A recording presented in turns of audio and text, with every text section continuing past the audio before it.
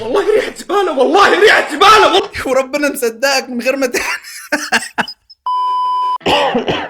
اخواتي حبايبي ازيكم؟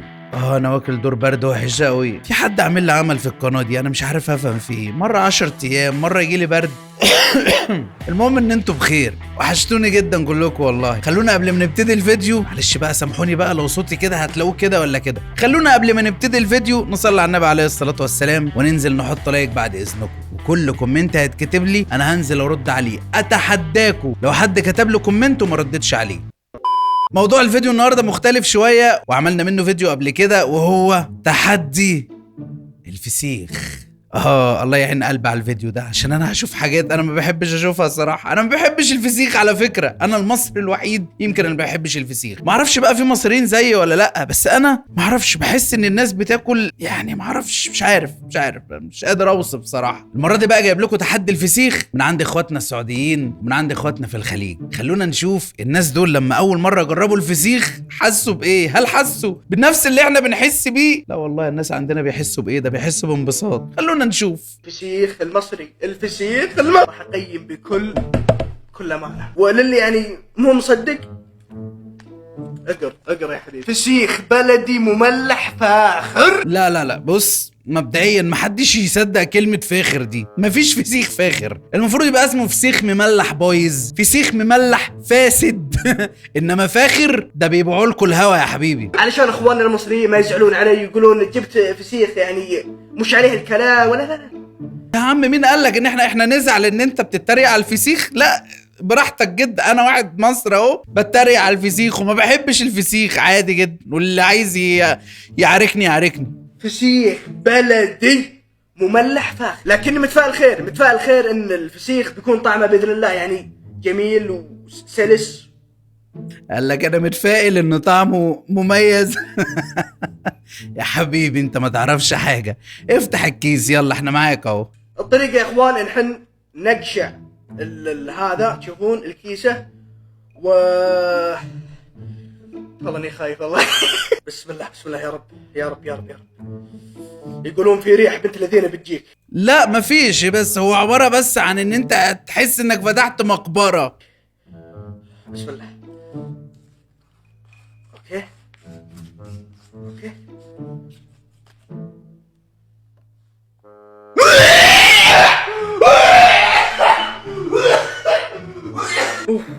جت سليمه معلش، الحمد لله انه ما ماتش دغري، الهوا اتسمم مره. وبعدين دي فسيخه ساحبين منها الهوا من قلب الكيس وضغطينها. دي فكره جديده ما حصلتش ابدا في احنا عندنا نسيبه زي ما هو كده بنتنته متعلق كده في قلب متعلق ايه يا رب، ده تقريبا بيطلعوه من قلب براميل، انما ساحبين منه ضاغطين النتانه والعفانه في قلب الكيس. اخوان المصريين والله العظيم هذه الريحه لو اخلي كلب يشمها بيدفل في وجهي. اوكي خلونا نكمل. بسم الله. طب الراجل كمم وشه وعمل كل حاجه وبرضه القرف موجود. معلش تعال على نفسك دوق بس، بيقول لك الطعم غير الريحه، دايما اسمع الجمله دي. الله يعز النعمه، لكن والله العظيم كانها ريحه زباله.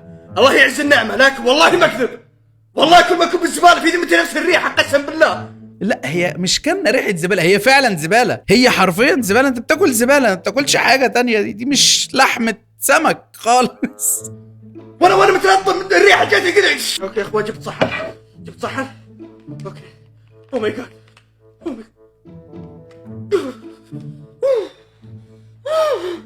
يا جدعان الفسيخ ده اللي في السعوديه ده اللي بيتباع هناك ده، انا اول مره اشوف فسيخ بني. بصوا للامانه ده بايظ قوي، يعني احنا عندنا في مصر الفسيخه من بره لونها ابيض ومش كده، بس انتوا بيبيعوا لكم فسيخ تقريبا ارضى انواع الفسيخ، وبعدين في ميه لونها بني او اسود نازله من قلب الفسيخه. انت متحمل ازاي تقعد وتصور؟ والله ريحه زباله وربنا مصدقك من غير ما انا مصدقك.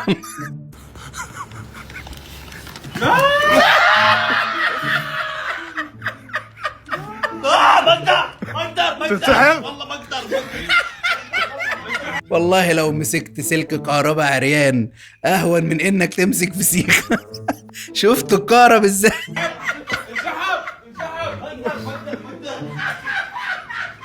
حداد طب افتح حالك تعال. ريحة فطيسة يا مو، والله العظيم ما اقدر. انت ما شميت اول شيء صاروخ طلع. افتح حالك. قسم بالله طلع لي دفع رباعي بوجهي، طلع دفع عفن بوجهي. تنسحب؟ انا ما انسحب بس ما اريد اكل والله. تنسحب من اول ما تحدي. انسحب بس ما اريد اكل. عادي لو انسحبت يا راجل في حد يعمل تحدي على فسيخ؟ يعني في عاقل في الدنيا يعمل كده في نفسه؟ يعني ربنا عمل اكلات كتير جدا وعمل حاجات، في حاجات اقل نتانه شويه ممكن تعمل عليها، في الجبنه القديمه مثلا يعني مقبوله فيها شويه دود انما فسيخ منصف التحدي الثاني او مستحيل التحدي. ريحته لحد هسه بيا. ما اقدر يا مو، ما اقدر والله العظيم. كان شكل قنبله بوجهي خشمه فتحه.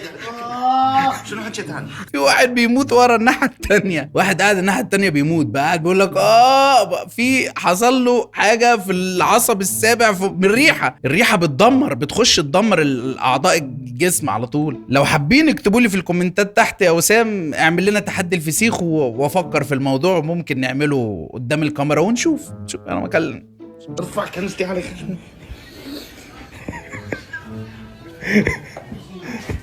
يلا حداد. تعال مرسي بياكل. لا مرسي لا تاكل لا تاكل لا تاكل. ريحتها حلوه. بص المصريين بيعملوا ايه؟ شايف بيقول لك ريحتها حلوه يا اسطى، والله ريحتها جميله يا اسطى. ده ايه يا اسطى؟ ده انا بقى ده كباب يعني ولا انا باكل ايه؟ بيتمزج بالفسيخ. انا ما اعرفش ازاي عندنا ناس بتاع. انا مش قادر اتخيل صراحه. ريحتها حلوه. لا تاكل لا تاكل. هو تعال. الريحه قاعد تخترق الكنزه. ما يقدر. يلا حداد انسحب. هجهز له لقمه. طيب شوف يلا كريمه يلا. شوف دايبه ازاي. صميم يا مو، يدخل النخاع مخك. والله طيب يلا حداد روح.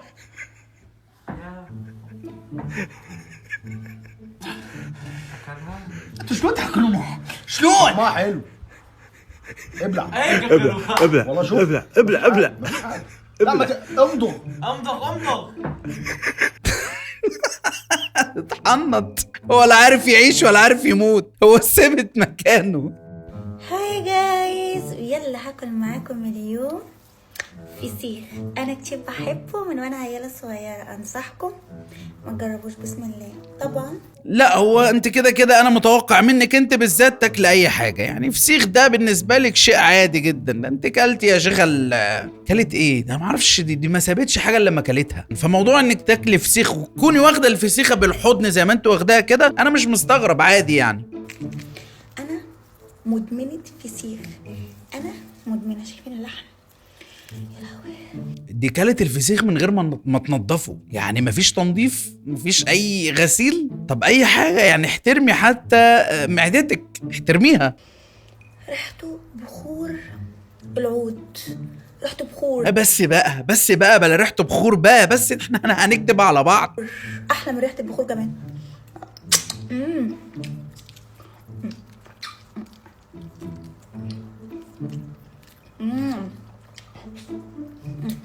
شايفين؟ خطيرة. لا ثواني انا جاي. لا لا لا لا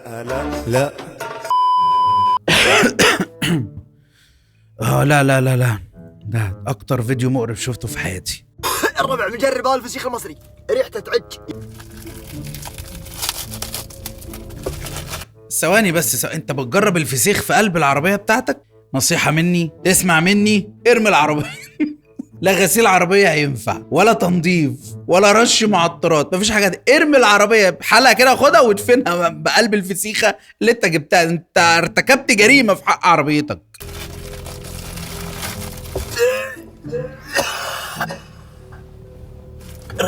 يا ريم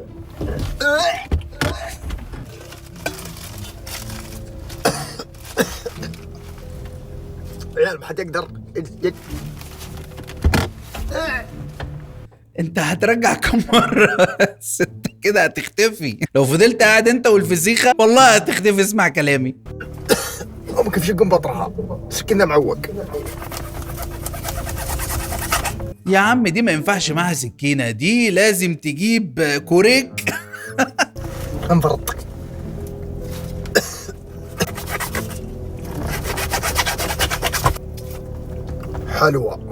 حلوة. لا اوعى يغريك الشكل. شفتها من داخل والله زعل. يا الربع اخواننا اللي بمصر كيف تاكلون دي؟ كيف تاكلونها؟ يقول لازم تحطون عليها طال عمركم بقال ليمون. يا الربع جاهز لي لقمه بسم الله. انا قدامكم.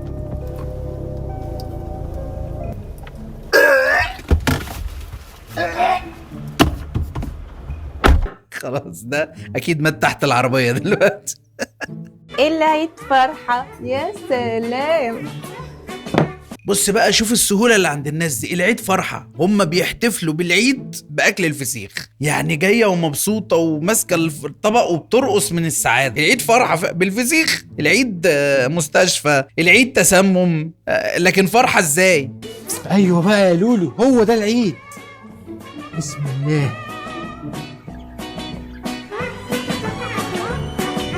بص بقى ده اللي انا بتكلم فيه. بص الفسيخ هنا في مصر عامل ازاي، هو التسمم بتاعه نضيف شويه، انما التسمم اللي في الفسيخ الخليجي اللي هو بيبيعوا لكم هناك في الخليج يا جماعه والله بيبيعوا لكم حاجات بايظه خالص. لكن احنا عندنا التسمم على نضيف، التسمم عندكم على عفونه زايده شويه. الله الله الله.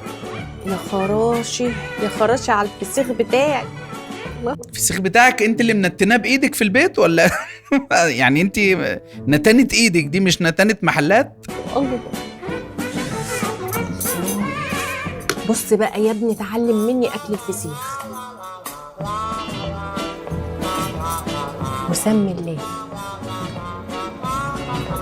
وسمي الله ورحله الى الله.